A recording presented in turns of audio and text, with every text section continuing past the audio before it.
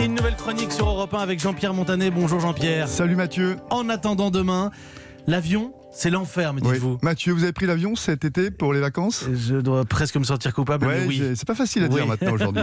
Et vous ne trouvez pas de plus en plus convivial cet avion, non ? Toujours plus près de nos voisins de devant, toujours plus près de nos voisins de derrière.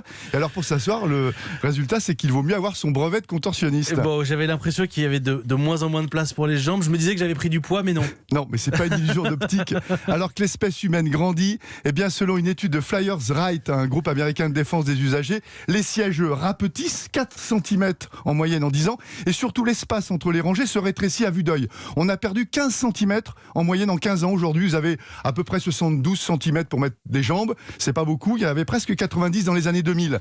Ça permet donc aux compagnies de baisser les prix en rajoutant des sièges toujours, donc en entassant les passagers, plutôt que d'augmenter la flotte, ce qui coûte cher. Alors, de plus en plus de monde veut prendre l'avion, et la classe éco n'a jamais aussi bien porté son surnom de bétaillère. Et j'imagine que ça risque d'être de pire en pire. Bien vu, et demain c'est à se demander si on ne va pas réserver aux usagers le même sort qu'à nos valises.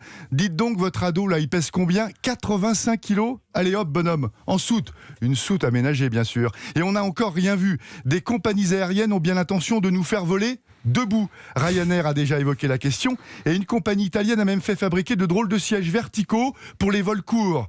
Il faudra quand même obtenir le feu vert des autorités de sûreté avant de transformer les 737 et A320 en rames de métro aux heures de pointe. Jean-Pierre, ça ne donne plus très envie de prendre l'avion. Non, et au moment où au moment où des campagnes comme Honte à l'avion tentent de nous dégoûter du transport aérien avec l'empreinte carbone, eh bien, les compagnies se tirent une balle dans le pied. La prise de conscience pour la planète, la culpabilisation, vous l'avez dit, plus et surtout même la facture salée de kiné qu'il faudra régler après chaque vol pour se remettre d'aplomb, tout ça peut déboucher sur un vrai boycott, tout bénef pour une certaine Greta Thunberg et ses bateaux.